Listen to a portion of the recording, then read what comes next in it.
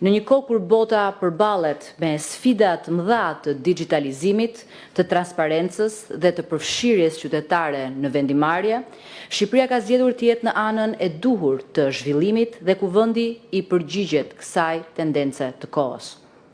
Me këtë platformë, ne hapim një kapitull të ri në mënyrën se si hartojmë, diskutojmë dhe miratojmë ligjet.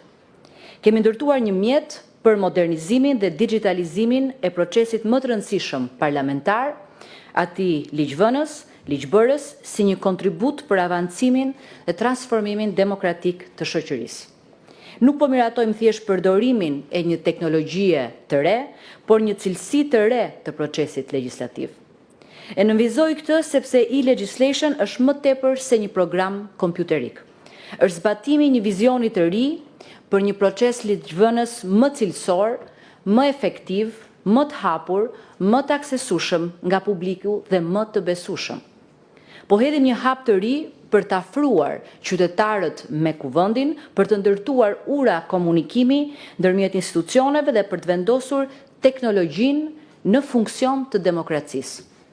Për herë të parë në kuvendin e Shqipërisë do të kemi akte ligjore të konsoliduara që përmbajnë të gjitha ndryshimet ndër vite në një version të vetëm e me qasje për të gjithë. Kjo do të mbështetet nga një proces i avancuar kërkimor përmes metadatave të shënjuara sipas standardeve më të sofistikuara ndërkombëtare për hartimin e dokumentave ligjor. Ndërlidhja institucionale ndërmjet qeverisë, kuvendit, presidencës, qendrës së publikimit fletore zyrtare dhe informacioneve dhe institucioneve të tjera do të sigurojë transferim uniform dhe të sigurt të dokumenteve. Përveç tjerash, ky proces do të mundsojë një rritje cilësore të transparencës, duke u krijuar mundësi qytetarëve, grupeve të interesit, vëzhguesve të jetës parlamentare, medias dhe studiusve të ndjekin historikun e plot të hartimit të një akti ligjor, që nga propozimi i tij, diskutimet, amendimet deri në formën përfundimtare e cila votohet në kuvend.